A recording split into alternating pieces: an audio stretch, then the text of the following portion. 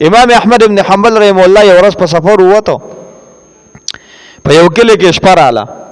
د شپې ټیم دی د شپې تېرولو ځای نشته دی یو جومات ته لاړې د ماسخوتنې مونځ یې وکړو په هغه جومات کې سم لاست خلکو مونځونه وکړل روان شو یو کس رالی او امام احمد ابن حنبل راوخځه ورته وی پاسه امام صاحب پاسېدو وی څوک یې مسافر یمه وی دلته څه کوي وی د شپې ځای مې نشته جومات کې سمالم وی دلته په شپې سملاستو دپاره موږ چاته اجازت نه ورکوو زه د دې جومات خادم یم زما ډپټي دا ده چې زه به د شپې دا جومات بندوم دلته د کلیوالو طرف نه د شپې تېرولو اجازت نشته ته دلته شپه نشي تېرولی امام احمد بن حنبل رحم الله ورته زارۍ محنتونه وکړل چې میلمه یم مسافر یم په لار روان یم د شپې ځای مې نشته دی دلته به شپه تېره کړم عالم یم وی نه ته دلته شپه نشي تېرولی ډېر محنت یې ورته وکړو آخر دا سړی قار شو غوسه شو امام احمد ابن حنبل رحم الله ته وی زه دا کړکۍ بندوم او بیا درپسې راځم او که د جومات نه بار وته نه وي نو بیا د خپې نه نیسم او راکاږم بار دی وباسم امام احمد ابن حنبل عالم دی ښه سړی دی هغه ته څه پته دنیا کې داسې خلک هم اوسېږي چې مسافر به داسې د خپو نه راکاږي او بار به غورځوي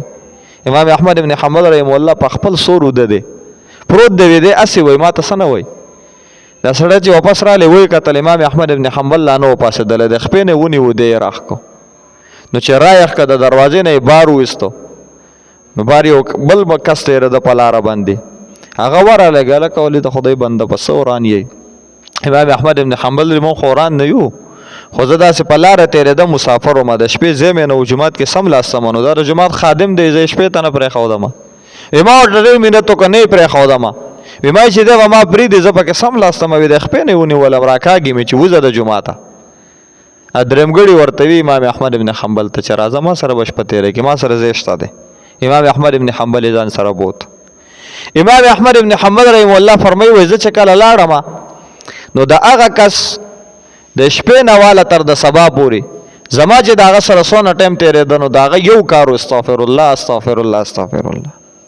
وی ما له یې بستره سموله استغفر الله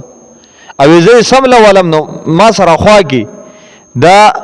خباز ویل کېږي روټۍ پخوونکی ته ده به روټۍ پخولې او بیا به خرڅولې وی د سهار د روټو دپاره د شپې نه پیړې کولې نو چې دې یوه پیړه چې دی جوړی دی وایي استغفر الله وړه غږي وایي استغفر الله بیا چې سهار راپاڅېدم دا یو ذکر کوي استغفر الله استغفر الله وایي زه ما ته وایي چې سنت وکړه وایي ما سنت وکړل مونږ ناست شو چې سبا چې بیا به مونځ کوو نو وایي دی ناست دی او دقه یو ذکر کوي استغفر الله استغفر الله وایي مونځ چې کله وشو نو وایي ما ورته وي دنیا کې ذکرونه خو ډېر دي په دې استغفر الله کې دې څه موندلي دي چې ته دونه د استغفر الله دا ذکر کوي څه دي پکې نو دا کس امام احمد ابن حنبل رحم الله وایي دا کس ما ته وایي چې ما به استغفر الله کې ډېر څه لیدلي دي وی ما ورته څه دي لیدلي دي وی په استغفر الله زما هر حاجت پوره کړي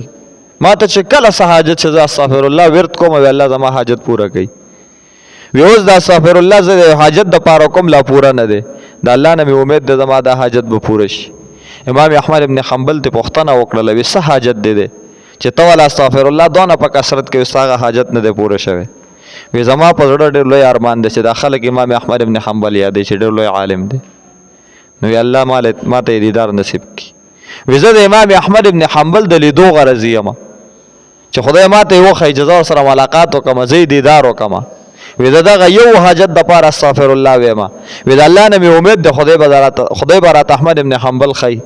زما په ژوندانه به راته الله ښایي زما ملاقات به ورسره نصیب کېږي امام احمد ابن حنبل ورته په ژړا شو